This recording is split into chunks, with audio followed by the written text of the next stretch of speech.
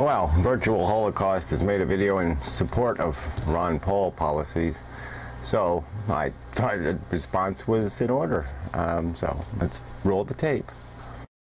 I'm not really making this video response because of Ron Paul. The people that like Ron Paul will vote for Ron Paul. People that won't. That's all there is to it. And hate to point it out again, but you don't even have a vote on the matter, so. Always interesting when people begin videos by expressing the opinion that other people shouldn't have an opinion. You know, because they don't live in this country. So they shouldn't have an opinion, right? You know, and there's the idea, the foregone conclusion that people who are going to vote for Ron Paul are going to vote for Ron Paul. Well, then why are you talking? Why are you expressing your opinion? Why? Just to irritate me? Okay, that's cool. I'm going to irritate you back. See, there's a few things I would like to point out. First of all, it's the gold standard. Yes, true, that while banks won't have anything to be protected about, see, banks are institutions that that give out credit debt, mortgages, cars, everything else. So since this idea that you can pick this money out of the air, but in the form of credit, what occurs is everyone goes into debt because things get more expensive. Houses get more expensive, cars get more expensive because no one has to pay for them up front. They can just do a mortgage, they can get a loan for a car, they can do this, they can do that. You're right, I don't think banks should be bailed out. If you go and you take your money and put it in a bank and you lose your money, tough shit. But to protect banks, I shouldn't have to give... See, that's the thing, is that you're missing out a part of the equation. Is with the current infrastructure that we have now, part of our debt comes from the National Reserve. The National Reserve issues money at interest to the federal government. So, the federal government owes money to the National Reserve. Right? Okay. Now, where do they get that money from? Income taxes. So they take more money out of the economy to funnel to the National Reserve to pay for the money. You see the cycle? And that doesn't help the economy. Well, first off, it's the Federal Reserve, not the National Reserve. Okay? Where to begin? No, gold standard. Really dumb idea. If we started buying up gold to create, you know, a dollar for dollar reservoir, all we do is inflate the value of gold preposterously, and we would lock our currency to it. So then any fluctuations in the gold market, the value of our money would be compromised.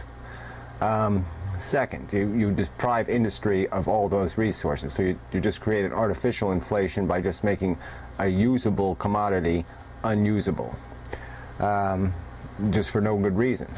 Yeah, the other reasons are is that, yeah, it gives you no regulatory control over the economy, it gives you nothing, no ability to control inflation, no ability to do anything. It serves no purpose. If idiots are willing to pay 33% interest on credit card debt, you're not going to stop that with a gold standard. The idiots will still be out there. And the idea of having secure money in banks is really a necessity, okay? Or then individuals will just end up buying commodities to secure their own money because they'd want to put it someplace safe. There's got to be safe banks, or then you end up, again, inflating the commodity prices because people end up putting silos in their backyard. All right? No fucking point. People will hoard, and it's never healthy for the economy. So whatever, you know, you don't got any of the facts right. The Federal Reserve doesn't borrow money, okay? The fucking federal government does. The taxpayers decide to make that fucking choice.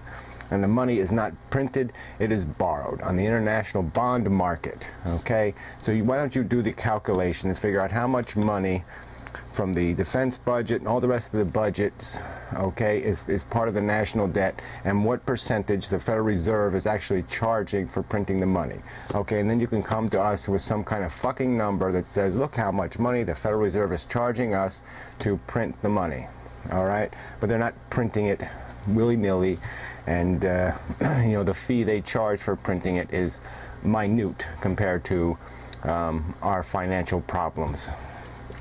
Idiot. privatization of education.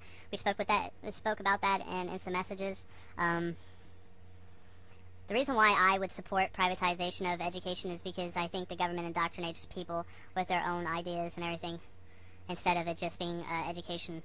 You know, it isn't anymore. It's an indoctrination of their own ideas and things like that. While in some cases this might be a good thing, other cases it might not be a good thing.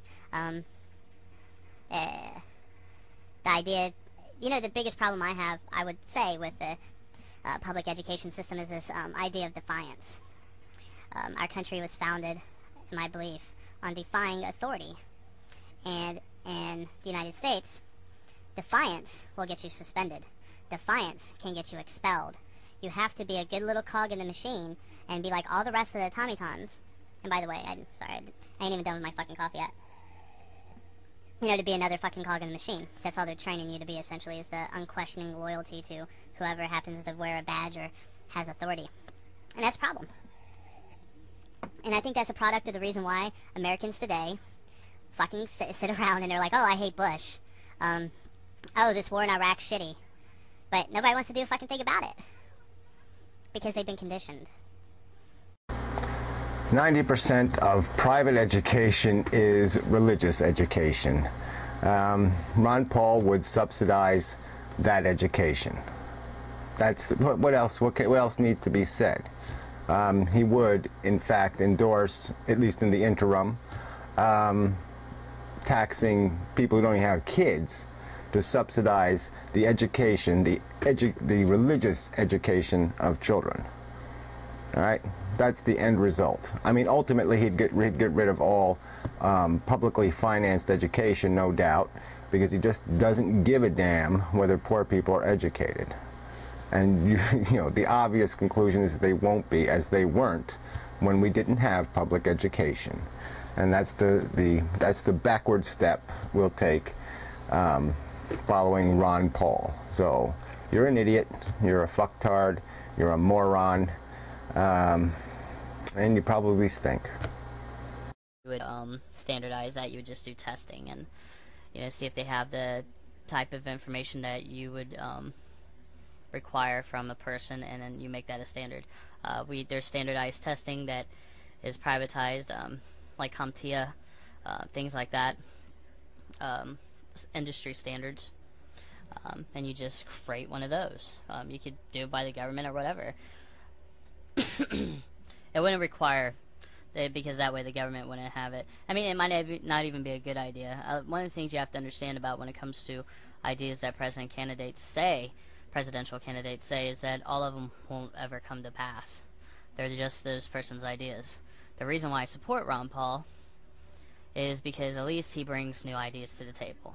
He's not saying bullshit like, oh, I think gay marriage should be legal. I think gay marriage should be illegal. I think abortion is bad. I think people have the right to choose.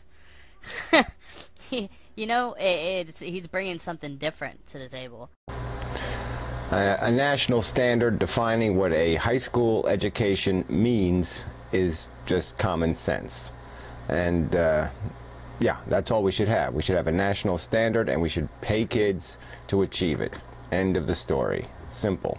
Education isn't complicated. We've made it complicated.